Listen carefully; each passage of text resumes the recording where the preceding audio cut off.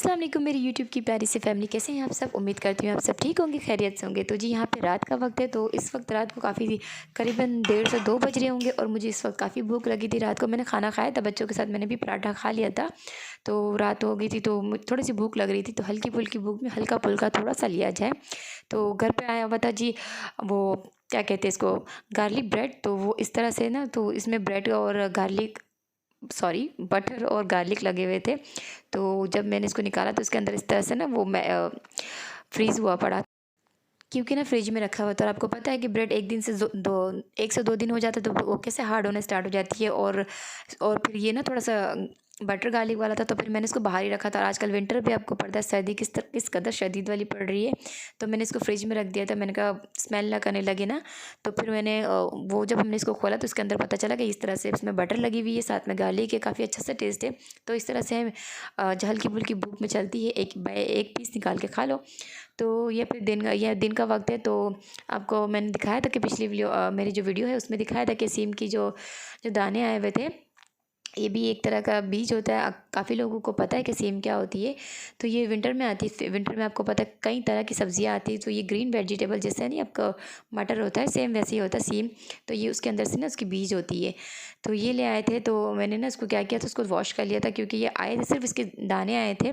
तो शॉपर में रखा हुआ था तो काफ़ी स्टिकी हो रहा था, इसमें लेस सा बन रहा था। तो मैंने क्या किया, सबको अच्छे से वॉश करके छन्नी में रख के उसके बाद इसको मैंने बालकनी में रख लिया था, ताकि यह अच्छे से एयर ड्राई हो जाए।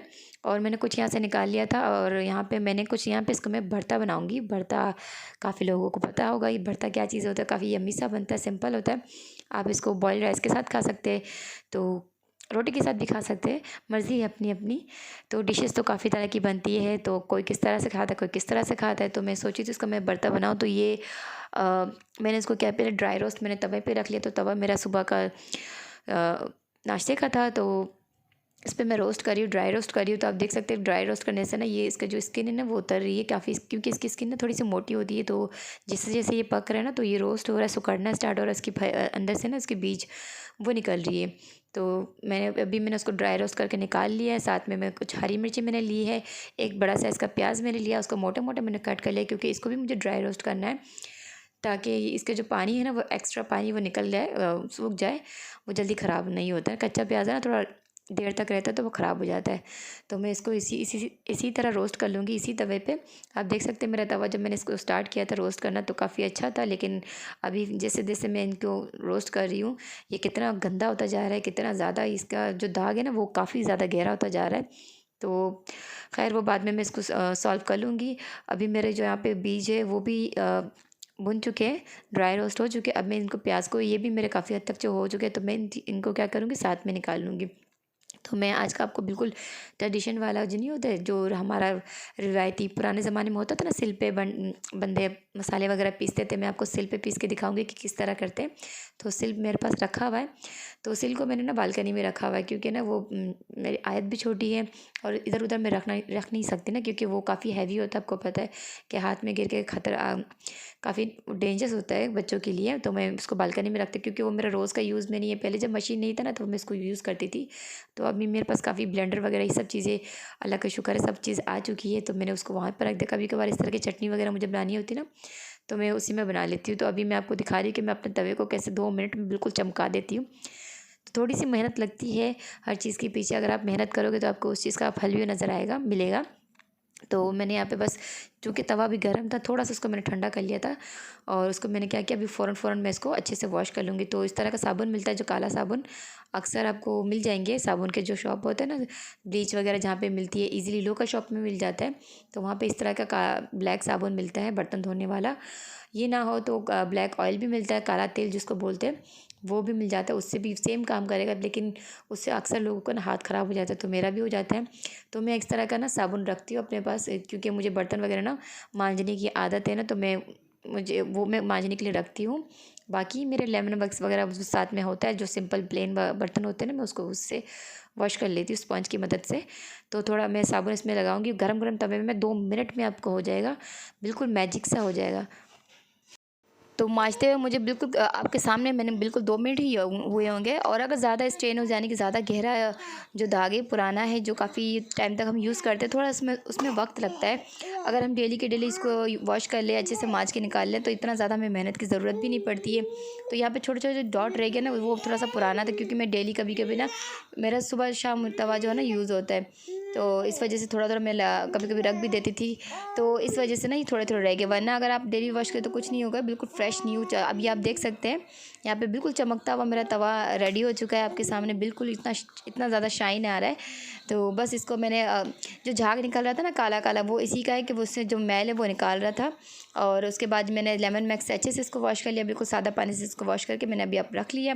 अभी मैं आ गई थी सीम का जो भरता है वो सिल पे पीसने के लिए।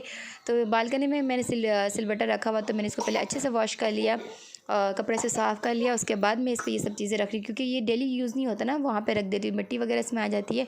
तो मैं अच्छे से वॉश करके उसके बाद ही इसको यूज़ करती हूँ, उसके बाद दोबारा से वॉश करके रख लेती हूँ।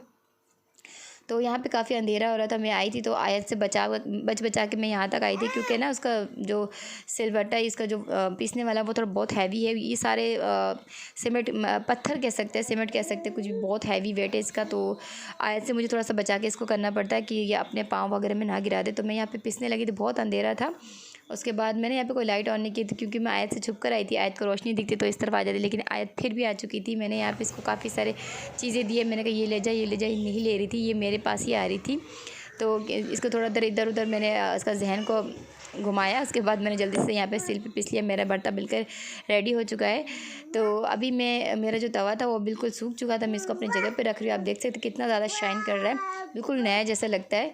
तो बस थोड़ी सी मेहनत आपको नया एक तवा मिल सकता है, थोड़ा सा मेहनत अगर आप करेंगे तो। मैं तो करती हूँ, कोई मसला नहीं है, तो रोज़ का काम है, अगर हम डेली करते।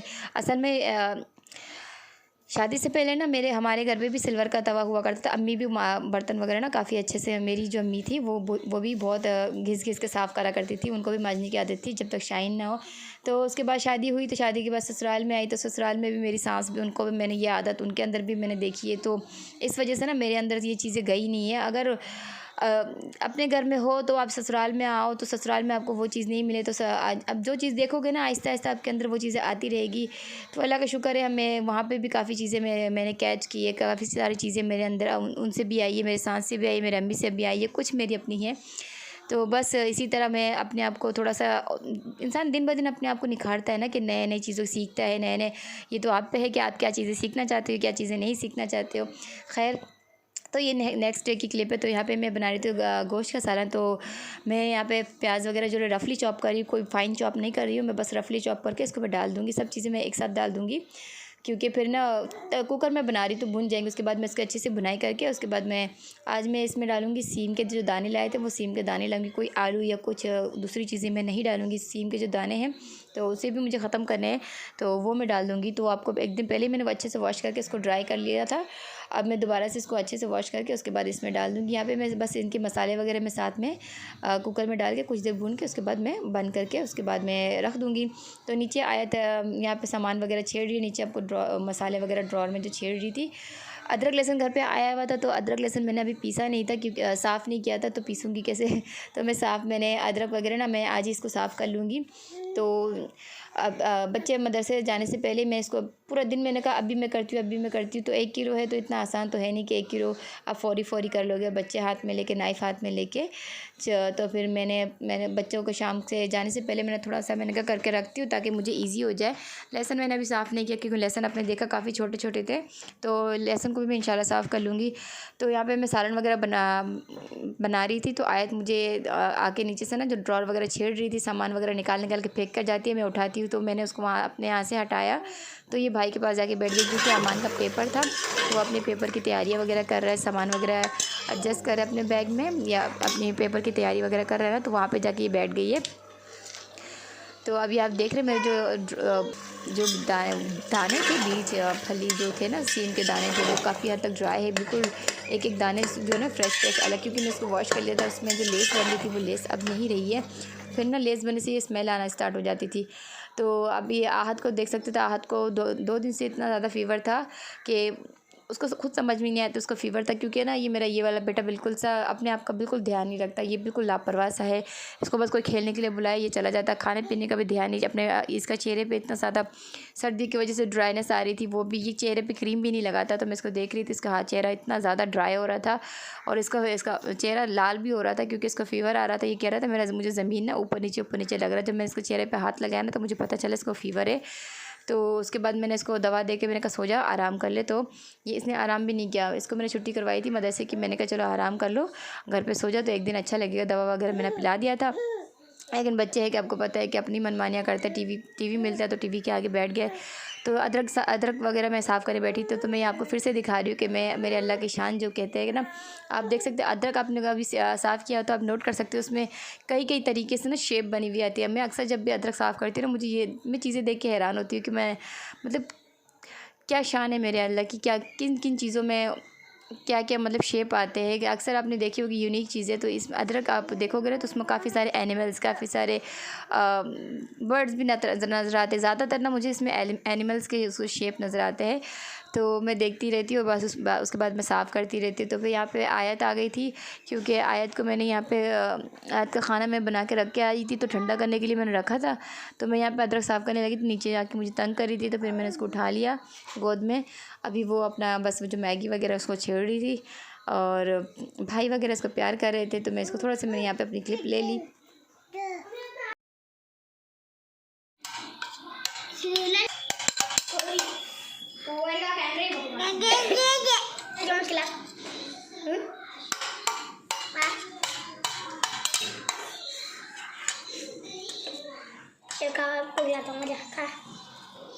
छोड़ जो घर में घर में छोड़ निकल लो। देख किसको बुला रहा है। मैं तो खा के जाता हूँ एक चम्मच। घर में ये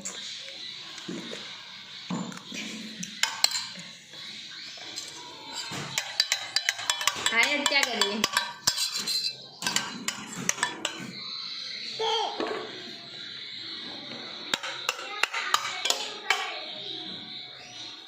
तो अदरक लहसुन वगैरह मैंने साफ़ कर लिया था। आयत को भी नींद आ रही थी, आयत काफ़ी तंग कर रही थी। उसके बाद मैं उसको सुलाने के लिए ले गई थी। मैंने थोड़ा सा यहाँ पे कट किया था, तो मैंने उसके साथ करना मुझे थोड़ा मुश्किल हो रहा था। मैंने कहा इसको पहले मैं सुला के आती हूँ, उसके बाद में बाकी के अदरक जो है ना वो कट करके रख लूँगी। तो मिलती हूँ मैं आपसे नेक्स्ट वीडियो में। वीडियो अगर अच्छी लगे तो प्लीज़ लाइक कर दीजिएगा।